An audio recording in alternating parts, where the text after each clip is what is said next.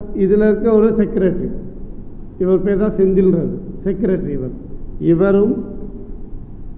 இவர் பேர் சுரேஷ், இவர் தினேஷ் மாஸ்டர் கிட்ட அசிஸ்டண்டாக இருக்கார். இவர் பேர் வந்து அப்பாஸ் விஜி, இவங்க 3 பேர் ப்ளஸ் தினேஷ் மாஸ்டர், இவங்க 4 பேர் சேர்ந்து தான் என்னை அடித்தது. லியோ படத்தில் வந்து கிட்டத்தட்ட 35 to 40 லட்சம் ரூபா ஸ்கேம் நடந்திருக்கு. டான்சர்ஸ்க்கு போக வேண்டிய கன்வீன்ஸ் பேட்டா இருக்குல்ல, அந்த பணம் யாருக்கும் சரியாக போய் சேரலை. 1000 பேருக்கு கொடுத்தா நாங்கள் எப்படி சைன் வாங்க முடியும்னு ஒரு குருட்டு சாக்கு சொல்கிறாங்க. 1000 பேரை வச்சு சாங் எடுக்க தெரியுதுல்ல, 1000 பேருக்கு பேமெண்ட் நம்ம கொடுக்கணும் தெரியுதுல்ல. அப்போ அந்த 1000 பேருக்கு எத்தனை இன்சார்ஜை போட்டுக்கணும், எப்படி நீங்கள் பிரித்து வச்சுருக்கணும். 100 பேருக்கு ஒரு புக்கை கொடுத்துருந்தா 100 பேர் சைன் பண்ணியிருப்பாங்கல்ல. முடியாத விஷயன்றது இல்லைல்ல. அப்போது இவங்களுக்கு அந்த நிர்வாக திறன் இல்லைன்றதானே அதில் காட்டுது. இது சம்மந்தமான விஷயங்களில் இருக்க வாய்ஸ் நோட்டு எங்ககிட்ட இருக்குது. நிறைய மெம்பர்ஸ், நிறைய நான் மெம்பர்ஸுக்கு பணம் போய் சேரலை. இதை பெப்சி என்ன சொன்னாங்கன்னா, இந்த மியூசிக் யூனியனில் நடந்த மீட்டிங்கில் இது எல்லாத்தையும் விட்டுருங்க, பழசு எல்லாத்தையும் மறந்துடுங்க, தினேஷ் மாஸ்டர் ஆட்சியை தொடரட்டும், இந்த லியோ மேட்டரை நாங்கள் பார்த்துக்குறோம். இது தவிர முன்னாள் நிர்வாகி ஒருத்தர் மேலே ஒரு பாலியல் குற்றச்சாட்டு இருக்குது, அவர் விஷயமா கேட்டுருக்கோம். இது வரைக்கும் அதுக்கு பதில் வந்ததே இல்லை. அதையும் பெப்சி என்ன சொன்னாங்கன்னா, நாங்கள் பார்த்துக்குறோம் அப்படின்னு சொன்னாங்க. இன்றைக்கு வரைக்கும் அந்த முன்னாள் நிர்வாகி சம்பந்தமான பாலியல் குற்றச்சாட்டு என்னன்றதை எங்களுக்கு விளக்கம் பண்ணலை. அதே மாதிரி இந்த பாலியல் குற்றச்சாட்டு அதில் வந்து திரு தினேஷ் மாஸ்டர் பேரும் இருக்குது. நான் வந்து அதை வந்து ஒரு சில காரணங்கள் கருதி, அதான் ப்ரூஃப் இருக்கான்னு கேட்டால் இருக்குது, வாய்ஸ் நோட் பெரிய நோட்டே இருக்குது. ஒரு சில காரணங்கள் கருதி, இப்போ அவருக்கு வந்து குடும்பம் இருக்குது, வயசுக்கு வந்த பொண்ணு இருக்குது. ஸோ எனக்கும் அதே மாதிரி நிலைமையில் நான் இருக்கிறேன். அந்த ஒரு இடத்துக்கு நான் போக வேணான்றனால இதில் அதை வந்து நான் பதிவு பண்ண விரும்பலை. அந்த மாதிரி பாலியல் குற்றச்சாட்டுகள் இருக்கிறதையும் இவங்க வந்து விசாரிக்கலை. என்ன நடந்தது ஏது நடந்தது மக்களுக்கு சொல்லணும், அதை சொல்லலை. அதை பற்றியான பிரச்சனையே மூடி மறைச்சிறாங்க. கேர்ள்ஸ் மேட்டர்லேயும் சில பிரச்சனைகள் போகுது. அந்த கேர்ள்ஸ் மேட்டருக்கு ஒரு தனி கேர்ள்ஸ் குழு அமைச்சு அவங்களுக்கான பிரச்சனைகளை பேசுறதுக்கு ஒரு குழு அமைக்கணும்னாங்க. இன்றைக்கு வரைக்கும் அந்த குழு அமைக்கலை, அதை பற்றியான பேச்சும் நடக்கலை. இப்படியான பல குற்றச்சாட்டுகள் நடக்குது. இதெல்லாம் கேட்க போனால் எனக்கு அடி விழுந்தது. வாடா போடான்ற வார்த்தையை பிரயோஜனப்படுத்தாதீங்க. காரணம் என்ன, நான் உங்களுக்கு மரியாதை கொடுத்து பேசுகிறேன், அந்த மரியாதை நான் எதிர்பார்க்குறேன். இன்றைக்கி வரைக்கும் நான் எந்த சங்கத்தில் எந்த உறுப்பினர்கிட்ட அந்த மாதிரி ஒரு தவறான முறையில் நான் பேசுனது இல்லை. அப்போ அது கரெக்டாக நீங்கள் மரியாதை கொடுங்கன்னு, அவன் என்கிட்ட பேசக்கூடாது, அவனுக்கு அந்த ரைட்ஸ் இல்லை அப்படின்னு சொன்னேன். இப்படி திரும்பி அந்த செயலாளர்கிட்ட பேசும்போது இங்கேருந்தா தினேஷ் மாஸ்டர் பலார்னு ஒரு அடி அடித்தாருங்க. அடித்த உடனே நான் அவரை நோக்கி நகரும்போது டக்குன்னு செயலாளர் என்னை அடிக்க ஆரம்பித்தார். இப்போ நான் இதை வந்து சங்கத்தில் கேட்டாச்சு, வழி இல்லை. இப்போ நான் பத்திரிகைக்கு வந்து இதை பகிரங்கமாக தெரிவிச்சிருக்கேன். கனடாவில் வாழ்கிறேன், கனடாவில் வசிக்கிறேன். நான் ஒரு கெனடியன் சிட்டிசன். இப்போ நான் இந்தியாவுக்கு வந்து ஒரு டூரிஸ்டாக தான் வந்திருக்கிறேன். ஏன்னா நான் அந்த கேட்டகரியில் தான் வர முடியும் இப்போதைக்கு. இருந்தாலும் நான் வந்து டான்சர்ஸ் யூனியனில் still active member, subscription pay பண்ணிகிட்ருக்கிறேன். நான் ஒரு டான்ஸ் மாஸ்டர். விதார்த் நடித்த தொட்டுப்பான்ற படத்தில் தான் ஃபஸ்ட்டு நான் இன்ட்ரடியூஸ் ஆனேன். நான் வந்து பெரிய கொரியோகிராஃபர்ஸ் எல்லாரும் கூடயும் ஒர்க் பண்ணியிருக்கிறேன். சங்கத்தில் எப்பயுமே சங்கத்தோட நலன்லேயும் சங்கத்தில் இருக்க உறுப்பினர்கள் நலன் கருதியும் எப்பயுமே என்னோடய ஈடுபாட்டை நான் வந்து முழுமையாக காட்டிகிட்டு இருக்கிறேன், எந்த குறையும் இல்லாமல். அது சங்கத்தில் இருக்க மூத்த உறுப்பினர்கள் எல்லாருக்குமே நல்லாவே தெரியும் என்னை பற்றி. ஏன்னா என்றைக்கும் ஒரு பிரச்சனைன்னு வந்ததுன்னா யாரையும் எதிர்த்து கேள்வி கேட்பேன். சரியாக இருந்தால் சரி, தப்புன்னா தப்பு, அந்த மாதிரி தான் என்னோடய கேரக்டர், கேட்டகரி. இப்படி போயிட்டுருக்கும்போது இத்தனை வருஷத்தில் இல்லாத ஒரு புது பிரச்சனை என்ன அப்படின்னா, 2 வருஷத்துக்கு முன்னாடி எலெக்ஷன் நடந்தது. திரு தினேஷ் டான்ஸ் மாஸ்டர் அவர் வந்து தேர்ந்தெடுக்கப்பட்டார் தலைவராக. அவர் தேர்ந்தெடுக்கப்பட்ட அந்த காலகட்டத்தில் லியோ படத்துலேருந்து ஒரு ப்ராப்ளம் வந்தது. டான்சர்ஸோட பேமெண்ட் ஸ்கேம் நடந்ததுன்னு, டான்சர்ஸ்க்கெல்லாம் பேமெண்ட் தரல, நிறைய டான்சர்ஸ் பேமெண்ட்டை ஏமாற்றிட்டாங்க, இப்படின்னு ஒரு பெரிய பிரச்சனை ஒன்று ஸ்டார்ட் ஆச்சு படம் ரிலீஸ் டைமில். இது நிறையா மீடியாஸ்லேயும் வந்தது, நியூஸ்லேயும் வந்தது. இந்த விஷயமாக நாங்கள் வந்து கேள்வி கேட்க ஆரம்பித்தோம். என்ன பிரச்சனை, ஏது பிரச்சனை, இதை விசாரிக்க ஆரம்பித்தோம் சங்கத்திலேயே. துணைத் தலைவர் கல்யாண் மாஸ்டர் தலைமையில் இதுக்காக விசாரணை நடந்தது. செயலாளர் அப்போ வந்து சதீஷ்னு ஒருத்தர் இருந்தார், அவர் தலைமையிலையும் இந்த விசாரணை நடந்தது. எல்லாரையும் விசாரித்து நாங்கள் என்ன நடக்குது, ஏது நடக்குது, ஏன் இந்த ஸ்கேம் நடந்தது, எதனால் இவ்வளோ பிரச்சனை, சங்கத்தோட பேர் இன்றைக்கி வரைக்கும் என்றைக்குமே சோஷியல் மீடியாலேயோ இல்லை ஒரு நியூஸ்லேயோ வந்ததில்லை. இப்படி ஒரு மீடியா வந்து சங்கத்து வாசலில் நின்று வீடியோ எடுக்கிற நிலைமை எங்களுக்கு என்றைக்குமே வந்ததில்லை. அதனால் அதை எதிர்த்து கேள்வி கேட்டோம். அதை எதிர்த்து கேள்வி கேட்டால் அவங்க வந்து ஒருதலைபட்சமாகவே செயல்படுறாங்க. இது விஷயமான எந்த ஒரு விளக்கமும் கொடுக்க முடியல, விளக்கம் கொடுக்க மாட்டாங்க. கேட்குறவங்களுக்கு சரியான ஒரு பதிலை சொல்ல மாட்டாங்க, அதை தட்டி கழித்து போகிறாங்க. இதை மீறி வந்து பொதுக்குழு கூட்டத்தில் நடக்கும்போது, பொதுக்குழு கூட்டத்தில் கேள்வி கேட்கும்போது ஒரு உறுப்பினர் எந்திரிச்சு கேள்வி கேட்டால் அந்த உறுப்பினருக்கு தக்க பதில் தரணும். அந்த தக்க பதிலை வந்து அவர் தரமாட்டாங்க. அதுக்குள்ளே அவரோட செட் ஆஃப் பீப்புள் வச்சுருக்காரு, ஒரு 10 பேர் இந்த பக்கம் 10 பேர் அந்த பக்கம்னு.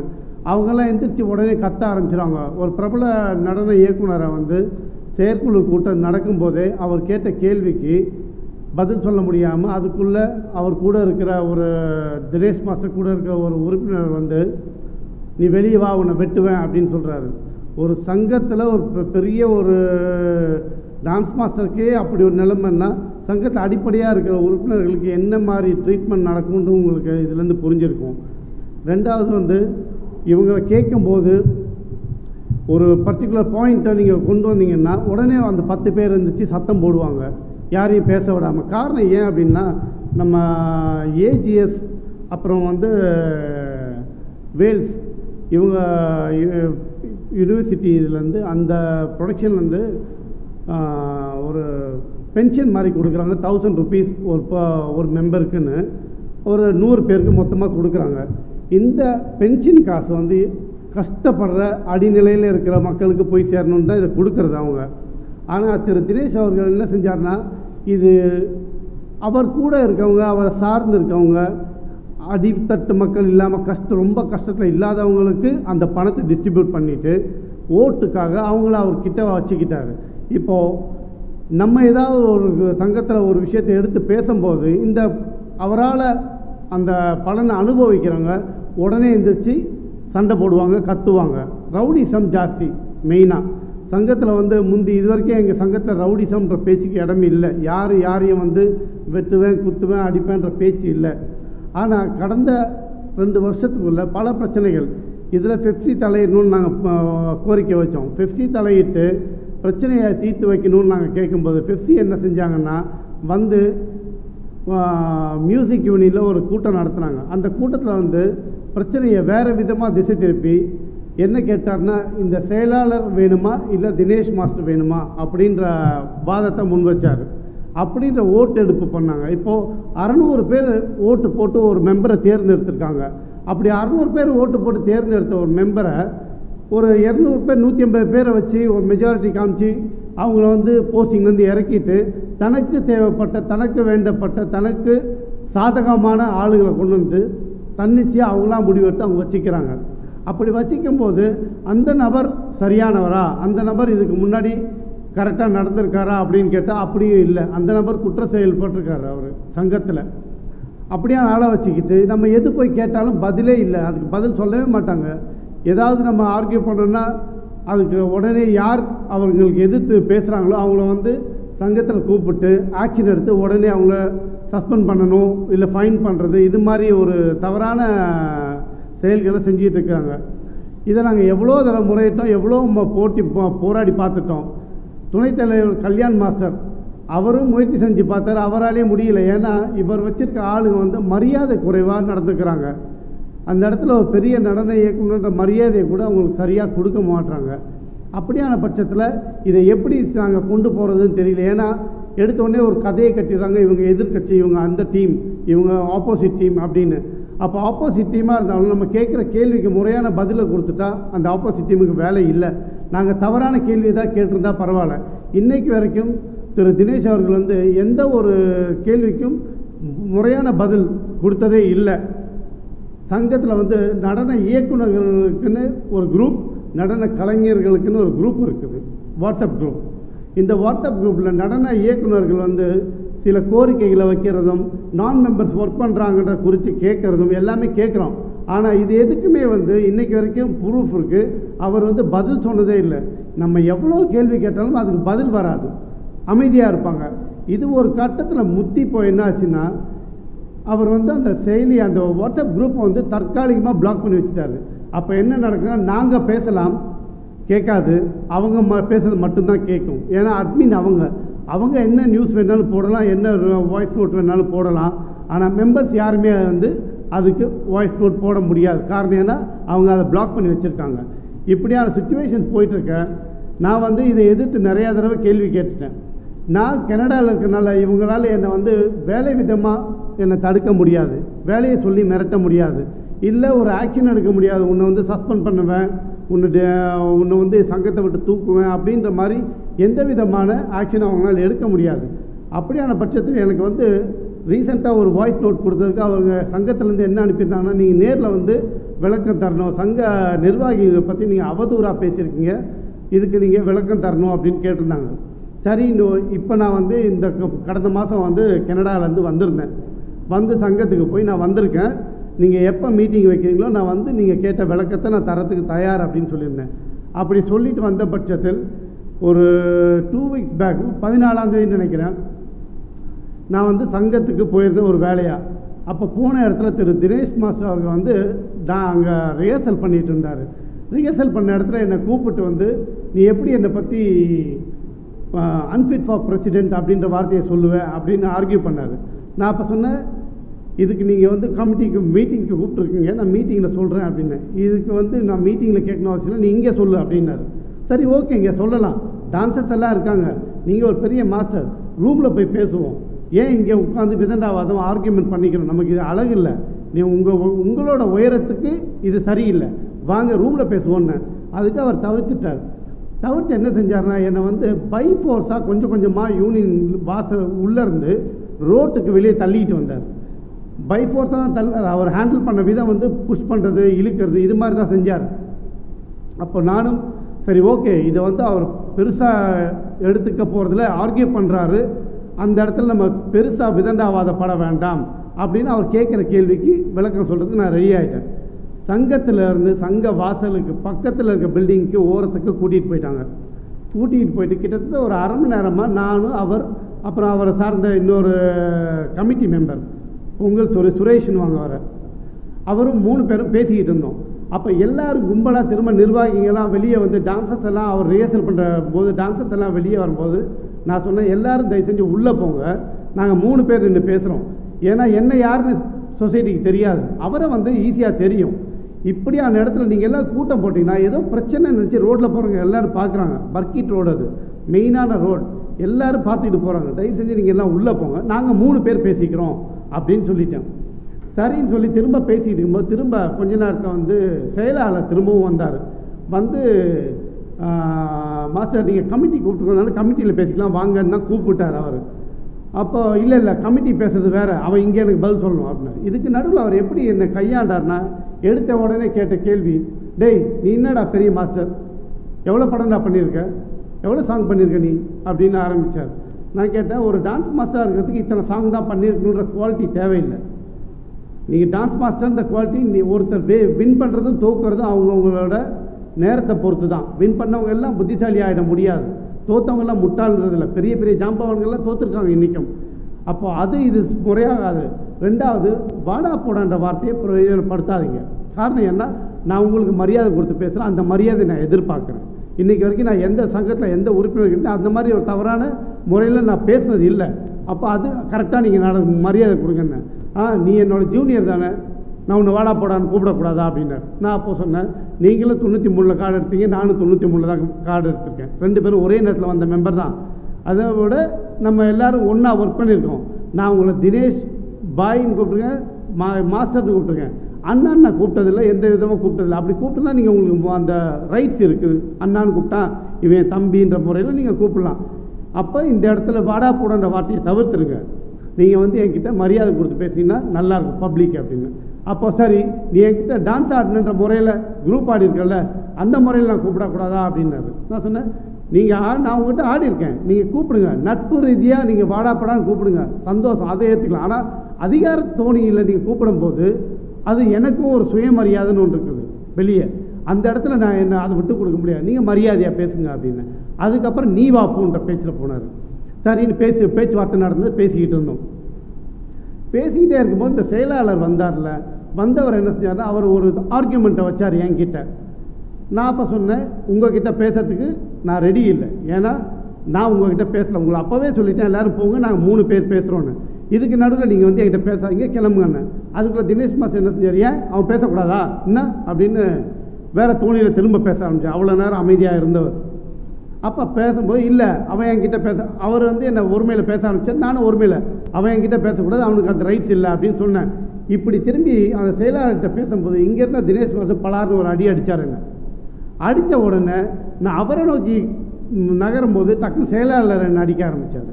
செயலாளர் அடித்தோடனே கூட இருக்க இன்னொரு சுரேஷ் ஒரு பையன்தான், அவர் என்ன அடிக்கிறாரு. ரெண்டாவது அவர் என்ன சட்டையை பிடிச்சி என்னை தள்ளுறாங்க.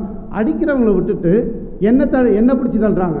அதுக்குள்ளே வந்த ஒரு அப்பாஸ்ன்ற அவர் பேர் வந்து அப்பாஸ் விஜின்வாங்க. அந்த நடன கலைஞர் என்ன செஞ்சார்னா அவரும் வந்து என்னை அடிக்க ஆரம்பித்தார். 4 பேர் சேர்ந்து என் ஒரு ஆளை அடிக்கிறாங்க ரோட்டில். அப்போ நான் சமாளிச்சுட்டு இருக்கிறேன். அந்த சைடில் போன ஒரு ஐஎஸ் போலீஸ் ஆஃபீஸர் வந்து வண்டியை நிறுத்திட்டு வந்தார். வந்துட்டு என்ன சார் பிரச்சனைன்னு கேட்டார். அவர் யார் என்னன்னு எனக்கு தெரியாது. அப்போ நான் சொன்னேன், இல்லை சார் இது எங்கள் சங்க பிரச்சனை, வேறு ஒன்றும் இல்லை அப்படின்னு. சார் சங்க பிரச்சனைனா உள்ளே நடக்கணும், ரோட்டுக்கு வந்து உங்களை 4 பேர் அடிக்கிறாங்க, அது எப்படி சார் சங்க பிரச்சனை ஆகும்னு. இல்லை சார் பேச்சுவார்த்தை ஃப்ரெண்ட்ஷிப்பாக பேசியிருந்த வார்த்தை வாக்குவாதமாக மாறிடுச்சு, அது கொஞ்சம் இதுவாக போயிடுச்சு, கொஞ்சம் ஓவராக போயிடுச்சு. பட் இது ஒன்றும் பிரச்சனை இல்லை சார், எங்கள் சங்கத்துக்குள்ளே நாங்கள் பேசி முடிவு எடுத்துப்போம், இது ஒன்றும் இல்லை சார்னு. அது வரைக்கும் அவர் யாருன்றது எனக்கு தெரியாது. அப்போ என் கூட இருந்த ஒரு நண்பர் தான் சொன்னார் அது ஐஎஸ்ன்னு. அப்போ ஐஎஸ்னால் யார் அப்படின்னு கேட்டேன். ஏன்னா நான் இங்கே வந்து கிட்டத்தட்ட 22 வருஷமும் நான் கனடாவில் தான் இருக்கிறேன், வந்து போகிறேன், வருஷத்துக்கு ஒரு 2 தடவையாக வந்து போயிடுவேன். அப்போ நான் சொன்னேன் ஐஎஸ்னால் யார் அப்படின்னா அவர் போலீஸ், அவங்க அண்டர் கவர் போலீஸ் ஆஃபீஸர். சரி ஓகே சார் அப்படின்ட்டு நான் வந்து கிளம்பலாம் அப்படின்னாச்சு. நான் போய் பைக் ஏற போயிட்டேன். அதுக்குள்ளே இந்த ஐஎஸ் ஆஃபீஸர் என்ன செஞ்சார்னா ஸ்டேஷனுக்கு ஃபோன் பண்ணிட்டார். ஸ்டேஷன்லேருந்து எஸ்ஐ வந்துட்டார். எஸ்ஐ வந்தோடனே நான் பைக்கில் ஏறினவன் என்ன செஞ்சேன், இவங்க எல்லாம் 3 பேரும் தினேஷ் மாஸ்டர்கிட்ட பேசிகிட்டு இருக்கிறாங்க சங்க வாசலில். அப்போ நான் எதிரில் வண்டியை நிறுத்தியிருந்தேன். நான் வண்டியை நிறுத்திட்டு கீழே இறங்கி வந்தோடனே அந்த எஸ்ஐ என்னை கேட்டார், என்ன சார் ப்ராப்ளம், நீங்கள் யாருன்னு கேட்டார். சார் என் பேர் இது, நான் வந்து இந்த சங்கத்தில் இத்தனை வருஷம் மெம்பராக இருக்கேன், நான் டான்ஸ் மாஸ்டர். இங்கே வந்து பேச்சுவார்த்தை நடந்துருந்தது, அவங்க கேட்ட விஷயங்களை நான் விளக்கப்படுத்தியிருந்தேன். ஏவும் பியும் பேசும்போது நடுவில் சி தலையிட்டு அதை திசை திருப்பினாங்க. அப்போ நான் பேசிட்டு இருக்கும்போது என்னை அடிச்சிட்டார் இவர். அடிக்க உடனே கூட இருந்தவங்க எல்லாம் சேர்த்து என்ன அடிச்சிட்டாங்க, இதுதான் சார் நடந்தது. அப்போ அந்த எஸ்ஐ கேட்டார், சரி சார் இதுக்கு ஃபர்தராக என்ன நீங்கள் ஆக்ஷன் எடுக்க போகிறீங்கன்னு கேட்டார். நான் சொன்னேன், இல்லை சார் ஃபர்தராக நான் எந்த ஆக்ஷனும் எடுக்கலை. காரணம் ஏன்னா இது என் குடும்பம், இந்த குடும்ப பிரச்சனையை நாங்கள் முடிச்சுப்போம், நான் இதை வந்து லீகல் ஆக்ஷனாக போக விரும்பலை சார் அப்படின்னு. அப்போ நாளைக்கு தான் மோட்டிவில் ஏதாவதுன்னா சார், இல்லை சார் இந்த சங்கத்துக்குள்ளே அது வரைக்கும் இது இப்படியான ஒரு சம்பவமே இத்தனை வருஷத்தில், நான் 32 வருஷம் மெம்பர், இது வரைக்கும் நடந்ததில்லை, இது முதல் தடவை இப்படி நடந்திருக்குது, அதை நாங்கள் பேசி தீர்த்துப்போம், எங்கள் சங்கத்தில் நாங்கள் முறையாக நான் அதை வந்து முறையிட்டு நான் தீர்த்துப்போன்னு சொல்லியாச்சு. அப்போது எஸ்ஐயும் விட்டுட்டு சரின்னு சொல்லிட்டார். இதுக்கு நடுவில் நான் வந்து என்ன செஞ்சேன்னா இந்த மாதம் 17ஆம் தேதி ஒரு கம்ப்ளைண்ட்டை சங்க இமீடியட்டாக எங்களுக்கு ப்ரைவேட் குரூப் இருக்குது, டான்ஸ் மாஸ்டர்ஸ்க்குன்னு ஒரு ப்ரைவேட் குரூப் வச்சுருக்கோம். ஏன்னா அந்த யூனியன் குரூப்பை வந்து வாட்ஸ்அப் குரூப்பை பிளாக் பண்ணி வச்சுட்டார் தினேஷ் மாஸ்டர், ஏன்னா நிறையா கேள்வி கேட்குறாங்க அப்படின்ட்டு. அப்போது இந்த ப்ரைவேட் குரூப்பில் நான் வந்து எனக்கு நடந்த பிரச்சனையை நான் சொல்லிட்டேன். இது தெரிஞ்ச கல்யாண் டான்ஸ் மாஸ்டர் என்ன செய்யார், அவர் துணைத் தலைவர், அவர் வந்து நேராக சங்கத்துக்கு போய் வீடியோ ஃபுட்டேஜை பார்த்துட்டு வந்து இந்த ப்ரைவேட் குரூப்பில் மெசேஜ் போட்டார்.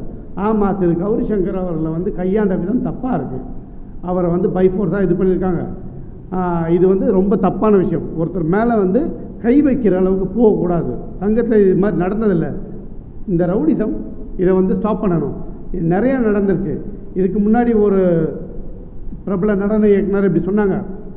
அதுக்கப்புறமா ரஞ்சித்னு ஒரு நடன இயக்குனர், அவரை கமிட்டிக்கு கூப்பிட்டு மிரட்டுறது. அதாவது கமிட்டியில் இருக்க எங்கள் சங்கத்தில் ஒரு இது சட்டம் இருக்குது, டான்ஸ் மாஸ்டர் பிரச்சனையை டான்ஸ் மாஸ்டர்ஸ்க்கு முன்னாடி தான் பேசணும். ஏன்னா நடன கலைஞர்களுக்கு முன்னாடி பேசினா அது அவங்களுக்கு அவமரியாதை. ரெண்டாவது விஷயம், அவங்களுக்கான நியாயம் கிடைக்காது, மெஜாரிட்டி டான்சர்ஸ் இருக்கனால. அப்போ அதில் தான் கூப்பிட்டு பேசணும்னு சொல்லியிருந்தோம். ஆனால் இவங்க என்ன செஞ்சாங்கன்னா அதை மீறி அவரை வந்து கமிட்டியில் கூப்பிட்டு பேசி அவரை வந்து நீ இப்படி பேசின அப்படி பேசினு பேசினாங்க. அவரும் என்ன மாதிரி தான் கேள்வி கேட்குறதுல தயங்க மாட்டார். நியாயம்னா நியாயம். அவர் கேட்குற கேள்விக்கு இவங்களால பதில் சொல்ல முடியல. இந்த நிர்வாகம் வந்து ஒரு எப்படி சொன்னால் ஒரு அதான் சொன்ன அன்ஃபிட். இவங்க எல்லாருமே வந்து ஒரு டோட்டல் அன்ஃபிட் இந்த நிர்வாகத்தில். காரணம் ஏன்னா எல்லாருமே வந்து ஒரு செயற்குழு உறுப்பினர்கள் இருக்காங்கன்னா நிர்வாகத்துக்கு எதிராக நின்று கருத்துக்களை பரிமாறணும், கருத்துக்களை கேட்டு நீங்கள் பண்ணுற தப்பு இது செய்யலாம் இது செய்யக்கூடாது பேசணும். ஆனால் இங்கே அப்படி இல்லை. இந்த கமிட்டி மெம்பர்ஸ் மெஜாரிட்டி, அதாவது 90% கமிட்டி மெம்பர்ஸ் அவரோட சாங்கில் கண்டிப்பாக இருப்பாங்க. இதுக்கு இவர் நிர்வாகத்துக்கு வர்ற முன்னாடி இல்லை இந்த கமிட்டி மெம்பர்ஸ் இந்த நிர்வாகம் அமையத்துக்கு முன்னாடி இவ்வளோ சாங்கில் அவர் கூட ஒர்க் பண்ணியிருப்பாங்களான்னு பார்த்தீங்கன்னா இல்லை. அப்போ என்னென்னா இவங்களை எல்லாரையும் வேலையை கொடுத்து கையில் வச்சுக்கிறது, தனக்கு சாதகமான விஷயங்களை மட்டுமே நடத்துறது, மற்றவங்களுக்கு சாதகமான விஷயம் வந்தால் அதை வந்து ஆர்கியூ பண்ணுறதுக்கு இவங்க எல்லாரையும் தூண்டி விடுறது. இது மாதிரி அதாவது அவரோட உயரத்துக்கு இவ்வளோ ஒரு கீழ்த்தனமாக இறங்கி நடக்க வேண்டிய அவசியம் இல்லை. ஏன்னா ஒரு நேஷ்னல் அவார்ட் வின்னர், ஒரு பெரிய கொரியோகிராஃபர், பெரிய பெரிய ஆர்டிஸ்டாக பண்ணவர், ஒரு வெல் நோன் பர்சன், அவர் வந்து இவ்வளோ தரக்குறைவாக நடந்துக்க வேண்டிய அவசியம் இல்லை. அந்த ரோட்டில் நடந்த சண்டை எனக்கு எதை முதல்ல பர்டிகுலராக ஏன் அவர் மேலே கம்ப்ளைண்ட் கொடுக்கல அப்படின்னா, அவர் வந்து சொசைட்டியில் பெரிய நிலைமையில் இருக்கார். அவர் கட்டி வச்ச கோட்டையை ஒரு கல்லை பிடிங்கி கீழே சரிக்கிறது ரொம்ப நேரம் இல்லை. ஆனால் அது முறையில்லை. அவர் நடந்துக்கிற விரதம் முறையில்லை. அவருக்கு நம்ம புத்தி சொல்லணும். அப்படின்னா அந்த இடத்துலையும் நான் வந்து கம்ப்ளைண்ட்டை ரெஜிஸ்டர் பண்ணலை.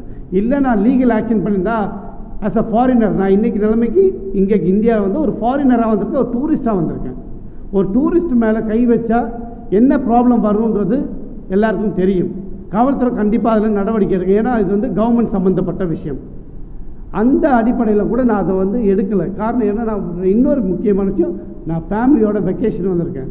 ஃபேமிலியோட வெக்கேஷன் வந்த இடத்துல கம்ப்ளைண்ட்டுன்னு கொடுத்துட்டு அது பின்னாடி அலைஞ்சிட்டு என் குடும்பத்துக்கு என்ன நாளைக்கு, ஏன்னா இவங்க வந்து ஆல்ரெடி மறைமுகமான இந்த பிரச்சனைக்கு அப்புறம் மறைமுகமான மிரட்டெல்லாம் நிறையா வந்துச்சு. டைரெக்டாக எனக்கு ஃபோன் பண்ணி மிரட்டாட்டியும் என்னை சார்ந்தவங்க கிட்ட பேசுகிறது, இந்த இதெல்லாம் எங்களுக்கு இவங்க இருக்காங்க அவங்க இருக்காங்க சப்போர்ட். இப்போ அவர் வந்து தினேஷ் அப்படின்ற ஒரு பர்டிகுலர் மெம்பர் எவ்வளோ பெரிய ஒரு ஃபேமஸில் இருக்காருன்னு உங்களுக்கு தெரியும். இங்கே வந்து பிரபல்யம் இருந்தால் எல்லாரும் அவங்க கைக்குள்ளே இருப்பாங்க, கண்டிப்பாக ஒருத்தருக்கு ஒருத்தர் உதவி செஞ்சுப்பாங்க. அந்த ஒரு பொலிட்டிக்கல் இன்ஃப்ளூயன்ஸையும் அப்புறம் டான்சர்ஸ் யூனியனில் இருக்கிற இன்ஃப்ளூயன்ஸையும் அதர் இன்ஃப்ளூயன்ஸ் டிபார்ட்மெண்ட் இன்ஃப்ளூயன்ஸையும் இதெல்லாம் யூஸ் பண்ண அவங்க கொஞ்சம் கூட யோசிக்க போகிறதில்ல. ஒரு சின்ன எக்ஸாம்பிள் என்னென்னா, சம்பவம் நடந்த இடத்துல பக்கத்தில் ஒரு கடை இருக்குது. அந்த கடையில் சிசிடிவி கேமரா இருக்குது. ஃபுட்டேஜ் கேட்டால் அவங்க சொல்கிறாங்க 2 கேமரா வேலை செய்யலை அப்படின்றாங்க. அப்போ உங்களுக்கு புரிஞ்சிருக்கும் அங்கே என்ன நடந்திருக்கும்னு. இதை தாண்டி நான் வந்து கஷ்டப்பட்டு ஒரு இடத்துலேருந்து ஒரு வீடியோ ஃபுட்டேஜை எடுத்துட்டேன். இவங்க என்ன அடிக்கிற வீடியோ ஃபுட்டேஜ் எடுத்துட்டேன். இன்றைக்கி வரைக்கும் நான் கேட்குற சங்கத்தில் நீங்கள் செஞ்ச தவறு இல்லைன்னா அந்த வீடியோ ஃபுட்டேஜை போடுங்க. மக்கள் வந்து ஒருத்தருக்கு ஒருத்தர் கருத்து பரிமாறிக்கிறாங்க, தவறாக கருத்து பரிமாறிக்கிறாங்க, விஷயம் என்னன்னு தெரியாமல். சங்கத்துக்குள்ளே நீங்கள் இந்த கையாண்ட விதம் இருக்குல்ல, இதை வந்து நீங்கள் போடுங்க அப்படின்னு. அதை இன்றைக்கு வரைக்கும் இந்த ஃபுட்டேஜ் அவங்க கொடுக்க தயாராக இல்லை. அதை பதிலும் சொல்ல மாட்டாங்க. இப்போ நான் 17ஆம் தேதி ஒரு கம்ப்ளைண்ட் கொடுத்தேன். துணைத் தலைவருக்கும் பொருளாளருக்கும் இந்த கம்ப்ளைண்ட் கொடுத்தேன். அதே கம்ப்ளைண்ட்டை நான் பெப்சிக்கும் ஃபார்வர்ட் பண்ணியிருக்கேன். பெப்சியும் இதை வந்து விசாரித்து தீர்மானம் ஒரு முடிவு சொல்லுங்கள் அப்படின்னு. பெப்சி இது வரைக்கும் எனக்கு எந்த ரிப்ளையும் கொடுக்கவே இல்லை. எங்கள் சங்கத்திலேருந்து பெற்றுக்கொண்டோன்ற ரிப்ளை மட்டும் வந்திருக்கு. அதுக்கப்புறமா 25ஆம் தேதி திரும்பவும் வந்து ஒரு கம்ப்ளைண்ட் கொடுத்துருக்கேன். நான் கம்ப்ளைண்ட் கொடுத்து 10 நாள் ஆச்சு. நீங்கள் இது விஷயமாக விசாரிக்கவே இல்லை. நான் இன்னும் 2 நாளில் ஊருக்கு போகிறேன். இதுக்குள்ளே எனக்கு நடந்த பிரச்சனைக்கு ஒரு தீர்வு கிடைக்கணும். அப்படி இல்லைன்னா நான் தக்க முறையில் நடவடிக்கை எடுக்கணும் அப்படின்னு நான் சொல்லிட்டேன். இதுக்கும் இன்றைக்கி வரைக்கும் எந்த ஒரு செவிசாய்ப்பும் இல்லை. மற்றது என்னென்னா, இதில் இருக்க ஒரு செக்ரட்டரி, இவர் பேர் தான் செந்தில்ன்றது செக்ரட்டரி. இவர் பேர் சுரேஷ். இவர் தினேஷ் மாஸ்டர் கிட்ட அசிஸ்டண்டாக இருக்கார். இவர் பேர் வந்து அப்பாஸ் விஜி.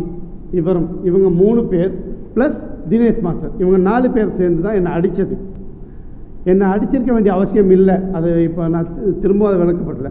அதே மாதிரி பார்த்திங்கன்னா, இந்த லியோ பிரச்சனை, லியோ படத்தில் வந்து கிட்டத்தட்ட 35லேருந்து 40 லட்சம் ரூபா ஸ்கேம் நடந்திருக்கு. எப்படியான ஸ்கேம் நடந்ததுன்னா, டான்சர்ஸ்க்கு போக வேண்டிய கன்வீன்ஸ் பேட்டா இருக்குல்ல, அந்த பணம் யாருக்கும் சரியாக போய் சேரலை. வவுச்சர்ஸ் இருக்குது, இவங்கக்கிட்ட சைன் பண்ண வவுச்சர்ஸ். இந்த வவுச்சர்ஸ் எல்லாம் எடுத்து நாங்கள் வந்து இன்வெஸ்டிகேட் பண்ணும்போது பார்த்தீங்கன்னா, ஏல ஒரு பேர் வந்துச்சுன்னா, ஒரு 10 பேர் ஏல இருக்காங்கன்னு வச்சுக்கோங்களேன், அந்த ஏன்ற பேரில் 10 சைனும் ஒரே பேர், ஆனந்த் ஆனந்த் ஆனந்த் ஆனந்த் வவுச்சர். பியில் வந்துன்னா பியில் ஒரே கையெழுத்து, பேர் மாறாது, ஒரே கையெழுத்து. இப்போது நீங்கள் பணம் பரிமாற்றம் பண்ணும்போது கரெக்டாக வவுச்சரில் இருக்கணுமா இல்லையா? 1000 பேருக்கு கொடுத்தா நாங்கள் எப்படி சைன் வாங்க முடியும்னு ஒரு குருட்டு சாக்கு சொல்கிறாங்க. 1000 பேரை வச்சு சாங் எடுக்க தெரியுதில்ல, 1000 பேருக்கு பேமெண்ட் நம்ம கொடுக்கணும்னு தெரியுதில்ல. அப்போ அந்த 1000 பேருக்கு எத்தனை இன்சார்ஜை போட்டுக்கணும், எப்படி நீங்கள் பிரித்து வச்சுருக்கணும்? 100 பேருக்கு ஒரு புக்கை கொடுத்துருந்தா 100 பேர் சைன் பண்ணியிருப்பாங்கல்ல. முடியாத விஷயன்றது இல்லைல்ல. அப்போது இவங்களுக்கு அந்த நிர்வாக திறன் இல்லைன்றதானே அதில் காட்டுது. அந்த நிர்வாக திறமை இல்லை. இதை சுட்டி காட்டினால் இவங்களால ஏற்றுக்க முடியல. இதில் ஒரு கமிட்டி மெம்பர் சொல்கிறாரு, ப்ரொடியூசர் திரு லலித் அவர்கள் தான் பணத்தை திருடிட்டார் அப்படின்னு. அவர் வீட்டு பணத்தை அவரே ஏங்க திருடணும்? அதை பகிரங்கமாக வாய்ஸ் நோட் கொடுத்துருக்காங்க. அந்த வாய்ஸ் நோட்டே என்கிட்ட இருக்குது. இது சம்மந்தமான விஷயங்களில் இருக்க வாய்ஸ் நோட்டு எங்ககிட்ட இருக்குது. நிறைய மெம்பர்ஸ், நிறைய நான் மெம்பர்ஸுக்கு பணம் போய் சேரல. இதை பெப்சி என்ன சொன்னாங்கன்னா, இந்த மியூசிக் யூனியனில் நடந்த மீட்டிங்கில் இது எல்லாத்தையும் விட்டுருங்க, பழசு எல்லாத்தையும் மறந்துடுங்க, திரு தினேஷ் மாஸ்டர் ஆட்சியை தொடரட்டும், இந்த லியோ மேட்டரை நாங்கள் பார்த்துக்கிறோம். இது தவிர முன்னாள் நிர்வாகி ஒருத்தர் மேலே ஒரு பாலியல் குற்றச்சாட்டு இருக்குது, அவர் விஷயமா கேட்டுருக்கோம். இது வரைக்கும் அதுக்கு பதில் வந்ததே இல்லை. அதையும் பெப்சி என்ன சொன்னாங்கன்னா, நாங்கள் பார்த்துக்கிறோம் அப்படின்னு சொன்னாங்க. இன்றைக்கு வரைக்கும் அந்த முன்னாள் நிர்வாகி சம்பந்தமான பாலியல் குற்றச்சாட்டு என்னன்றதை எங்களுக்கு விளக்கம் பண்ணலை. 2023 அக்டோபர் மாதம் நான் ஒரு கம்ப்ளைண்ட் கொடுத்துருக்கேன், ஒரு 4 விஷயத்துக்கு. அதில் இந்த பாலியல் குற்றச்சாட்டு, லியோவில் வந்த பண பிரச்சனை, ஸ்கேம் என்ன நடந்திருக்குது, யார் கையாடல் பண்ணியிருக்கா, யூனியனில் கமிட்டி மீட்டிங் போட்டு இதில் இந்த கையாடல் 35 லட்ச ரூபாய்க்கு நடந்திருக்குன்னு சொல்லி முடிவெடுத்து, அதில் ஒரு சங்கர்ன்ற ஒரு நடன கலைஞர், அவர் தான் வந்து அந்த இதுக்கு இன்சார்ஜ் பண்ணியிருக்கார். அவருக்கு தண்டனை கொடுத்துருக்காங்க, இந்த 35 லட்ச ரூபா நீ பணம் கட்டணும்னு. ஆனால் அது மேலே இன்றைக்கு வரைக்கும் இவர் ஆட்சி மாறினதுக்கப்புறம், அதாவது இந்த செக்ரட்டரி இருந்த செக்ரட்டரி எடுத்துகிட்டு புது செக்ரட்டரியை போட்டுட்டு சில நிர்வாகிகளை ரிமூவ் பண்ணிவிட்டு புது நிர்வாகிகளை போட்டாங்கல்ல, போட்டதுக்கப்புறம் இது விஷயமான என்கொயரி இன்றைக்கு வரைக்கும் வரல. அதை அப்படியே மூடி மறைச்சிட்டாங்க. அந்த பணம் யாருக்கு போச்சு, என்ன போச்சுன்னா சுற்றி வளர்ச்சி தினேஷ் மாஸ்டர் தான் போச்சுன்றது தான் யூனியனுக்குள்ளே இருக்க பேச்சு. அவரை சார்ந்தவங்களே சொன்னது தான். இதை நாங்கள் கட்டுக்கதையாக சொல்ல முடியாது. அப்படி நாங்கள் கட்டுக்கதையாக சொல்கிறோன்னா இதை விசாரிக்கலாமே. நீங்கள் தப்பு பண்ணனா இதை விசாரிங்க. ஏன் விசாரிக்க மாட்டீங்க? ஏன்னா விசாரித்தா பிரச்சனையில் மாட்டிப்பாங்க. அதனால் அப்படியும் அந்த நபர் சங்கர்ன்ற நபருக்கு 35 லட்ச ரூபா ஃபைன் போட்டிருக்கு. அதை பற்றி இன்றைக்கு வரைக்கும் ஆக்ஷன் எடுக்கலை. அவரை சஸ்பெண்ட் பண்ணலை, ஒன்றுமே பண்ணலை, அப்படியே விட்டாங்க. ஏன்னா அது அவங்க பிரச்சனை மூடி மறைச்சிட்டாங்க. அதே மாதிரி இந்த பாலியல் குற்றச்சாட்டு, அதில் வந்து திரு தினேஷ் மாஸ்டர் பேரும் இருக்குது. நான் வந்து அதை வந்து ஒரு சில காரணங்கள் கருதி, அதாவது ப்ரூஃப் இருக்கான்னு கேட்டால் இருக்குது, வாய்ஸ் நோட் பெரிய நோட்டே இருக்குது. ஒரு சில காரணங்கள் கருதி, இப்போ அவருக்கு வந்து குடும்பம் இருக்குது, வயசுக்கு வந்த பொண்ணு இருக்குது. ஸோ எனக்கும் அதே மாதிரி நிலைமையில் நான் இருக்கிறேன். அந்த ஒரு இடத்துக்கு நான் போக வேணான்றனால இதில் அதை வந்து நான் பதிவு பண்ண விரும்பலை. அந்த மாதிரி பாலியல் குற்றச்சாட்டுகள் இருக்கிறதையும் இவங்க வந்து விசாரிக்கலை. என்ன நடந்தது, ஏதுனால மக்களுக்கு சொல்லணும், அதை சொல்லலை. அதை பற்றியான பிரச்சனையே மூடி மறைச்சிடாங்க. அதே மாதிரி பார்த்திங்கன்னா, ஒரு நடன கலைஞர் இருக்காங்கன்னா அவங்கள வந்து பாடி ஷேமிங் பண்ணுறது. நீ இப்படி இருக்க, நீ அப்படி இருக்க, நீ என்னடா டான்ஸர், நீ என்னடா பண்ண, நீ என்னடா அப்படின்னா, நீ யார் அப்படின்றத நிரூபிக்கணும்னா இங்கே ஒரு வளர்ச்சியை தேடுறாரு அவர். நீ ஒரு ஃபேமஸாக இருக்கணுன்றதை அவர் தேடுறாரு. எல்லோரும் வளர்ச்சியை தேடுறவங்க, எல்லோரும் அன்றாட கஷ்டப்படுறவங்க. இன்றைக்கி அவருக்கு எதிராக எவ்வளோ மக்கள் இருக்காங்க. ஆனால் யாரும் பேசாமல் இருக்கிறது ஒரே ஒரு காரணம் என்னென்னா வேலை. நான் வந்து வேலைக்கு எதிர்பார்க்கல, நான் வெளிநாட்டில் இருக்கிறேன், அதனால் எனக்கு வேலைக்கு எதிர்பார்க்கல. ஆனால் அதனால தான் நான் துணிஞ்சு குரல் கொடுக்குறேன். மற்ற மக்கள் குரல் கொடுக்க முடியாமல் பல பேர் கஷ்டப்படுறாங்க. காரணம் என்ன, குரல் கொடுத்தா அவங்களுக்கு வேலை போயிடும். இப்போ எனக்காக அவங்க வந்து குரல் கொடுக்குறாங்க வைங்களேன், நான் சோறு போட போகிறதில்ல, என்னால் அவங்களுக்கான உரிமையை தான் பெற்றுத்தர முடிய போராடுறேன். ஆனால் அவங்க குரல் கொடுத்தாங்கன்னா அவங்களுக்கான சாப்பாடு போயிடுது. இந்த பிரச்சனை ஒன்று இருக்குது. அதே மாதிரி ஒரு கேர்ள் வந்து அவங்க வந்து ஒரு ஷீ மேல், ஓகே, நல்ல டான்ஸர், ஒரு ஷீ மேல். அவங்கள பார்த்து இவர் சொல்கிறாரு, நீ வந்து ஷீமேல், உனக்கு அரபு நாடுலலாம் போனால் என்ன மாதிரி தண்டனை தெரியுமா இதுக்கு அப்படின்னு. ஒருத்தர் பிறப்பு வந்து எப்படி வேணால் இருக்கலாம், அவங்களோட ஜெண்டர் வந்து எப்படி வேணால் இருக்கலாம், அதை அவங்க தீர்மானித்து நான் இப்படி தான் வரணுன்றது இல்லை. அதை வந்து இவங்க வந்து விமர்சனம் பண்ணுறது மிக தவறான செயல். அப்படி ஒரு தரக்குறைவான விமர்சனங்களை இவர் நிறைய தடவை வச்சுருக்காரு. நிறைய டான்ஸஸை இன்சல்ட் பண்ணுவார் இவரை வந்து வெளியே பார்க்குறவங்களுக்கு வந்து தெரியாது, ஐயோ நல்ல மனுஷன், தங்கமான மனுஷன், அது அப்படி தான். ஆனால் அது இல்லை உண்மை வந்து இவர்கிட்ட வந்து ஒரு டார்க் சைடும் இருக்குது. எப்படி ஒரு ஒயிட் சைடோ அதே மாதிரி ஒரு டார்க் சைடு இருக்குது. அந்த டார்க் சைடை பார்க்காத நிறைய பேர் இருக்கிறாங்க. இன்றைக்கி அந்த டார்க் சைடை காட்டணும் அப்படின்றது தான் நான் இங்கே வந்து பேசிகிட்டு இருக்கிறேன். அதே மாதிரி பார்த்தீங்கன்னா பென்ஷன் கொடுத்ததில் யார் யாருக்கு தேவை அவங்களுக்கு அந்த பென்ஷன் போய் சேருது. ஓகேங்களா? அதே மாதிரி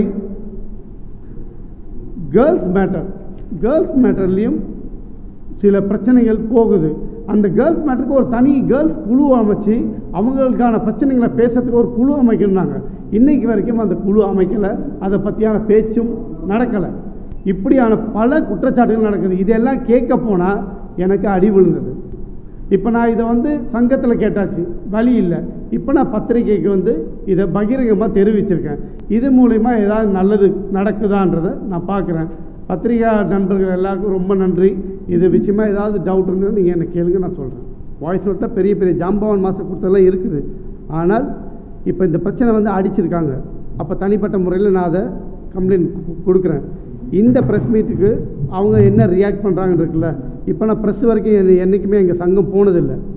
இப்போ ப்ரெஸ்ஸுக்கு ஒரு பிரச்சனை வருது, இவர் மேலே ஒரு குற்றச்சாட்டு வரணும் போது ஆட்டோமேட்டிக்காக அடுத்த நடன இயக்குநர்கள் இதை வந்து கேட்கணும். ஏன்னா இது வந்து சங்கத்தோட பேருக்கு அவ பேர்.